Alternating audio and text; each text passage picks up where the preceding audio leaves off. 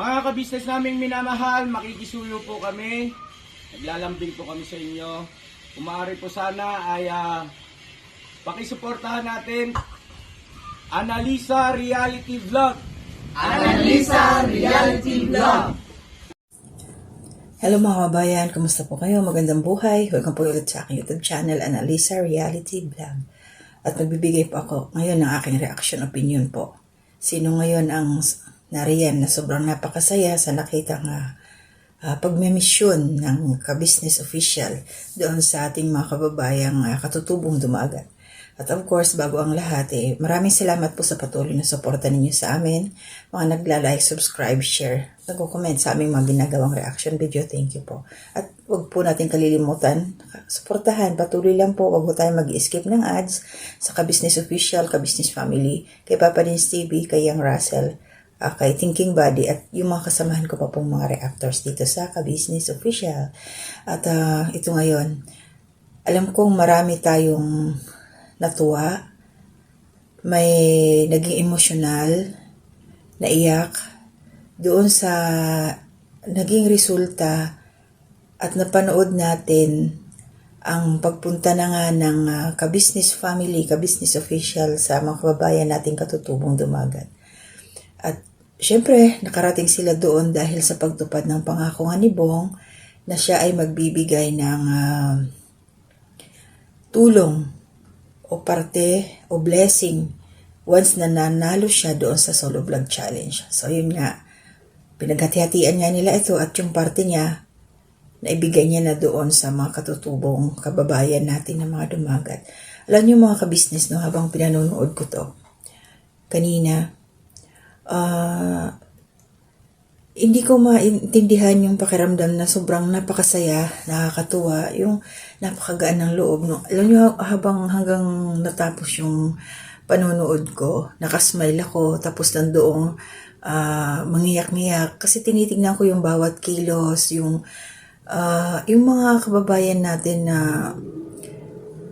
alam kong napakasaya nila nung time na yun dahil nga napuntahan sila para maabutan ng biyaya katulad ng mga ibinigay ng ka-business family official at saka sa pamamagitan din ng tulong ni Bong at yung mga sponsors. Thank you nga pala, may mga nagbigay po kila Mrs. Ka-Business, so tulong-tulong po dito, nagdagdag din po yung mga kagwangs at syempre sila ka-business din, meron din po silang inambag doon na sa mga bigas, mga kung ano-anong mga dilata kasama po doon. So ito na nga, hindi ko maiwasan talaga kasi iniisip ko yung isang Bong na darating dun sa point na yun na kahit man makulit siya, alam nating pasaway, may mga ginagawang kalokohan, pero nandoon pa rin talaga sa puso niya na yung tumulong sa mga katulad ng binuntahan nila na alam niyang kailangan. So napasaya niya yung mga kababayan natin sa kanyang ginawa sa time na yon. At ito nga, kung iisipin mo na akala mo ganon-ganon lang si Bong, talagang siya, ibang klase yung kanyang ugali. Siguro dahil nga sa naranasan din niya yung hirap na yung walang makain, kaya mas gusto niyang ibigay ay pagkain talaga. Yun talaga ang gusto niya doon. So, nakakaiyak, nagbabasa ako ng mga komento.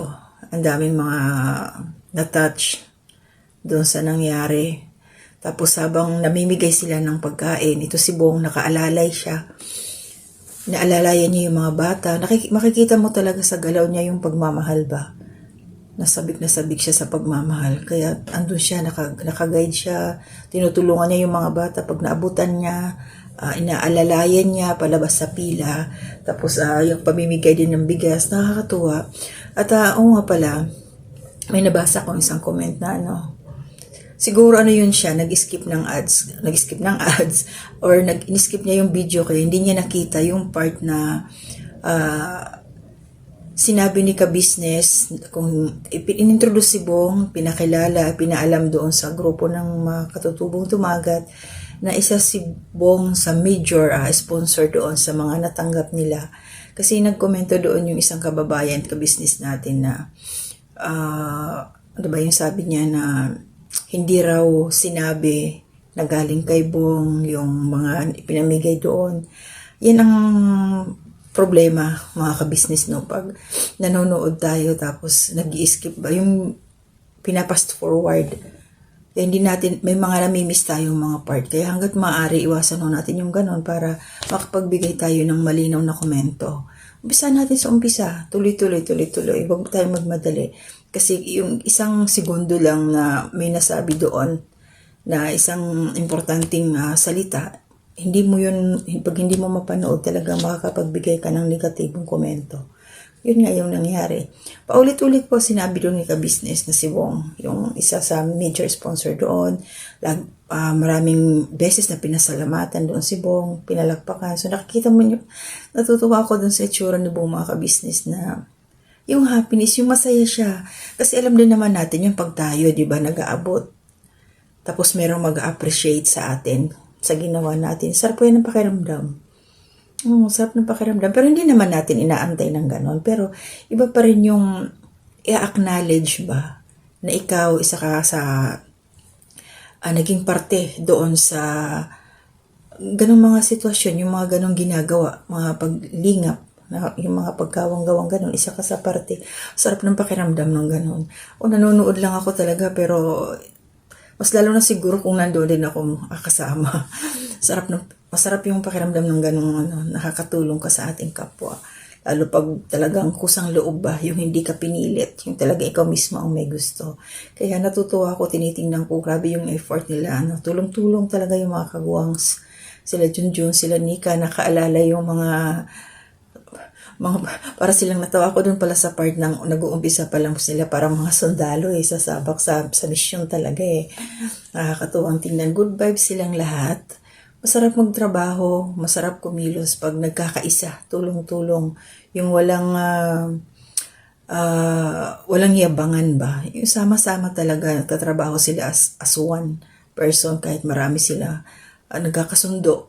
Sarap tingnan na yun nga yung nagbabalot sila nagre-repack. Nakakatuwa. Sige, may sayawan. Nag-i-enjoy lang. Ini-enjoy nila yung mga ginagawa nila. Ang sarap ng pakiramdam talaga ng mga ganong trabaho na kahit nakakapagod, basta may good vibes lang, napakagaan. Lalo kung tulong-tulong talaga. Ayun, mga ka-business, nakakatuwa. Hindi ako paulit-ulit kong pinanonood yung video nga kasi nga ako natutuwa yung mga bata. Siyempre, bihira lang sila makakain ng Jollibee. Nag-aalala nga pala nga ako doon, tinitingnan ko, parang ang dami. Tapos, hindi ko alam kung nakakain lahat ng Jollibee. Diba? Sana naman nanalo sa loto, para makapag-share din tayo ng blessing doon. Kailan kaya mangyayari yon? Natutuwa ko dun sa mga kabataan, yung mga tingnan mo naman, nakita natin yung mga itsura ng mga nanay, mga bata. Sabik talaga sila sa mga ganong pagkain. Kaya sobrang saya nila doon. At yung bigas, noodles, sardinas, ay nako, tuwang-tuwa ang mga yon. Kaya yung doon sa isa na video na may nag-comment na masarap na pagkain na lang ang ibigay. Ay nako kabayan, sobrang masarap na sa kanila yung mga natanggap nila. Maganda tulungan yung mga ganon na mga kababayan. Kasi kung ano yung iaabot mo, hindi yan sila magreklamo. Ipagpapasalamat nila yan.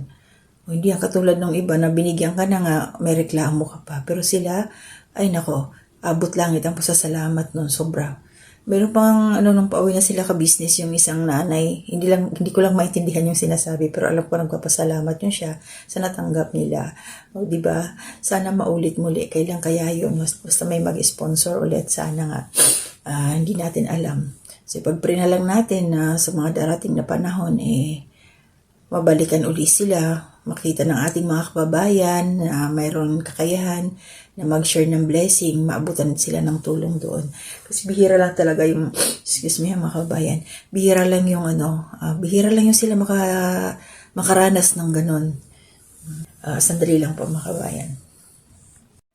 Alam po, pasensya, babalik po ako mga ka-business, yun, patungkol nga doon kay sa nangyaring pamimigay doon sa mga dumagat. Walang pagsidlan ng tuwa talaga itong aking nararamdaman din niya nung nakita ko sila. Lalo na napapansin ko si Bong na yung kilos niya na masaya siya. At nakikita ko rin si ka-business, tuwan-tuwa, pakiramdam niya doon, sigurado yun na napakaganang loob. Sa kabila ng mga nangyaring pagsubok sa kanila beforehand, ay naging matagumpay ang pamimigay nila ng biyaya doon sa ating mga kababayang katutubo. At yun nga nung patapos na, inikot nila yung mga kabataan ng saya kahit andun lang sila kumakain sa lapag sa lupa ba. Ang sarap nilang tingnan. Grabe. At harinawa, yun nga, mabalikan pa uli sila doon, maabutan ng tulong. Kasi nga sila talaga yung mga kababayan natin na nangangailangan din. Sila yung mga masasabi kong tunay na Pilipino kasi sila yung mga katutubo talaga. Tayo may mga na tayo, lahi eh. Sila yung original na mga Pilipino talaga. Kasi tingnan natin isura. Sila yung nakakita ko lang sa libro. Mga kababayan natin. So, ayun. So, hanggang dito lang muna mga ka-business. Medyo, na rin ako. Sobrang pagod sa buong maghapon na trabaho. So, mag-iingat po tayong lahat. Tulad na aking laging sinasabi. So, success na po ang mission ni Bong na natupad na yung kanyang gusto, na ipanamigay niya na yung para sa mga katutubo. So, abangan natin ang para naman doon sa bahay ampunan kasi nga naka-schedule daw po ito ayon kay Papa Dins. So, nire-ready na nila ito. So, maraming salamat po sa ka-business team, ka-business official, kay Pinuno, kay Mrs. Ka-business, sa 3Ms na nandoon si Ate Mingay. Ate Mingay, nag-aalala ko sa iyo, bakit sumama ka pa? Na yung tiyan mo, buyag. Anytime, pwede ka ng manganak. So, salamat din ho doon sa mga kagwangs na talagang nakasuporta kay Bong, nakaalalay, pagbubuhat ng mga pagkakarga ng mga pambamigay nilang grasya, yung mga bigas. Tulong-tulong sila. Salamat sa inyo, kay Bogi, kay Burnok, kay Kuya Buknoy, kay Intoy, sino pa ba? Kay Bay Papaya. So maraming salamat sa inyo. Laban lang kayo. Marami talagang magbibigay ng mga negatibong komento pero alam ko naman na kayo gagawin nyo lang ang alam yung magaan sa inyong kalooban, yung tama. Wag na lang natin pansinin yung mga ganon. Pero ang pwede lang natin gawin is i-twist natin siya into positive ways. So, gawin nyo lang kung ano yung makakapagpasaya sa sarili ninyo kasi hindi naman natin maibibigay lahat or mapapaligaya ang bawat isa. Meron kahit isa o dalawa, tatlo na hindi gaganahan sa ating mga galawan. Basta magpakatotoo lang tayo na ganun talaga. So, appreciate ourselves na lang, sabay ganun eh. Basta mag-iingat kayo at saka laging mag-pray kahit saan man magpunta. Laban lang mga kabisnes, bira, banat, lipan. So, ayun. So, hanggang dito na muna aking gagawing reaction video sa susunod po ulit. Pagpasensyahan nyo na sa mga oras na to, hindi medyo hindi maganda ang aking nararamdaman sa aking self. Pero laban lang din kasi kailangan. So, hanggang dito na muna ulit. Maraming salamat. Mga ka-business naming minamahal, makikisuyo po kami. Naglalambing po kami sa inyo. Kung maaari po sana ay pakisuportahan natin Taong Gala. Pakisuportahan po natin Taong Gala. Analisa Reality Vlog. Analisa Reality Vlog. Anime Reactors TV. Anime Reactors TV. Alminda Cariaga Mix Vlog. Alminda Cariaga Mix Vlog. Ma'am Fleurs Channel. Ma'am Fleurs Channel. Densyak TV. Densyak TV. PLC Katangay Vlog. PLC Katangay Vlog. Kalingap Turak. Kalingap Turak. Alright? Alright. Bira. Bira. May notebook pa talaga. Ang galing. Alright? Alright. Ang galing. Ang galing. Support po natin mga ka-business naming minamahal. Nagpaalam po sila. At ayan, mga reactors po yung karamihan dyan. At ito naman si Densyak TV ay solid ka-business po yan na nasa abroad. At sponsor din po natin. No? Thank you so much po. God bless sa ating lahat.